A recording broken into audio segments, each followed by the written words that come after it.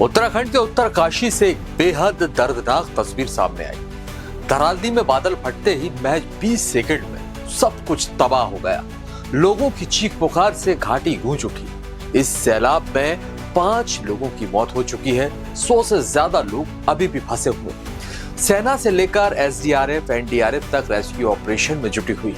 इसी पर देखिए हमारी खास रिपोर्ट। उत्तरकाशी के धराली गांव में अचानक बादल फट गया और कुछ ही पलों में सैलाब ने पूरे गांव को अपनी चपेट में ले लिया। मलबे में दबने से 5 लोगों की मौत हो गई। 60 से ज्यादा लापता बताए जा रहे हैं और अब तक 5 मौतों की पुष्टि भी हुई है। बताया तो यह भी जा रहा है कि धराली में खीरगाड़ नदी का जल स्तर अचानक बढ़ा। कस्बे में भारी मलबा घुस आया और कई घर और होटल मलबे में तबाह हो गए।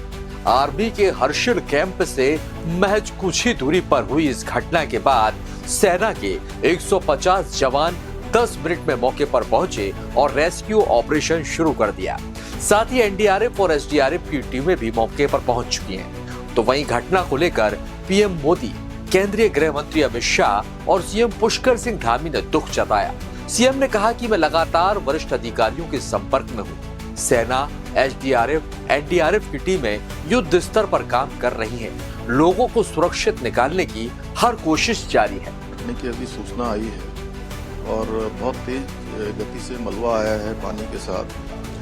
हमारा प्रयास है कि इस समय में सभी को जल्दी से जल्दी राहत के काम किए जाएं, बचाव के कार्य किए जाएं। जिला प्रशासन के लोग वहां पहुंच रहे हैं, साथ में हमारी सेना के लोग, एनडीआरएफ, एसडीआरएफ, आपदा प्रबंधन विभाग लगातार कोशिश कर रहा है। हमारी सर्वोच्च प्राथमिकता है कि सभी को इस समय राहत की जाए, सभी को बचाया जाए और हर प्रकार से जान माल की सुरक्षा की जाए। तो एक तरफ तो ये प्राकृतिक आपदा है, लेकिन इसने बहुत कुछ तबाह भी कर दिया है। दूसरी तरफ विपक्ष की ओर से पूर्व सीएम हरीश रावत ने घटना पर दुख जताते हुए सवाल भी खड़े किए। रावत ने कहा कि सरकार को चाहिए कि वो पहले से अलर्ट सिस्टम मजबूत करे। पहाड़ियों में जल विद्युत परियोजनाएं बनाना खतरे से खाली नहीं है।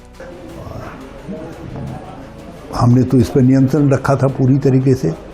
जमीनें भी नहीं खरीदने दी थी लोगों को, लेकिन 2018 के बाद सारे उत्तराखंड को जमीन खरीदने वालों के लिए खोल दिया गया। कहा जो जितनी ज़मीन चाहता है ले ले, और ज़मीन के भूखे लोग टूट पड़े और आज उनमें बड़े बड़े स्ट्रक्चर बन रहे हैं, वैधानिक रूप से बन रहे हैं। उनको सरकार रोक भी नहीं सकती है, लेकिन कहीं न कहीं जो सोच और समझ की गलती रही है उसका खामियाजा आज उत्तराखंड को भुगतना पड़ रहा है और गहरा भुगतना पड़ रहा है। इस पर चिंतन होना चाहिए। और सीमांत क्षेत्रों में जो जल विद्युत परियोजनाएं हैं, मैं पहले से भी कहता रहा हूं कि जल विद्युत परियोजनाएं नीचे बने। लखवाड़ व्यासी के लिए हमने प्रयास किया, किसाऊ बने, लेकिन ऊपर पहाड़ों में जल विद्युत परियोजनाएं बनाना जो है वो खतरे से खाली नहीं है, क्योंकि वो संवेदनशील हिमालय है। हम संवेदनशील हिमालय में के साथ जितनी छेड़छाड़ करेंगे उसकी कीमत जो है हमको अपने जीवन दे करके चुकानी पड़ेगी। चलिए अब हम आपको बतलाते हैं कि कब कब हुई है उत्तराखंड में प्राकृतिक आपदाएं। 1 जुलाई 2016 चामोली में बादल फटने से 15 लोगों की गई जान। 14 अगस्त 2017 पिथौरागढ़ और चंपावत में तबाही, 17 लोगों की मौत। 7 फरवरी 2021 चमोली में ग्लेशियर फटने से तबाही, 200 से ज्यादा मौतें। 19 अक्टूबर 2021 नैनीताल, अल्मोड़ा में भारी बारिश, 70 से अधिक मौतें। 4 जुलाई 2023 देहरादून और उत्तरकाशी में बादल फटे, कई घर बह गए। 5 अगस्त 2025 उत्तरकाशी के धराली में बादल फटा, 5 मौतें, 100 से ज्यादा लोग फंसे।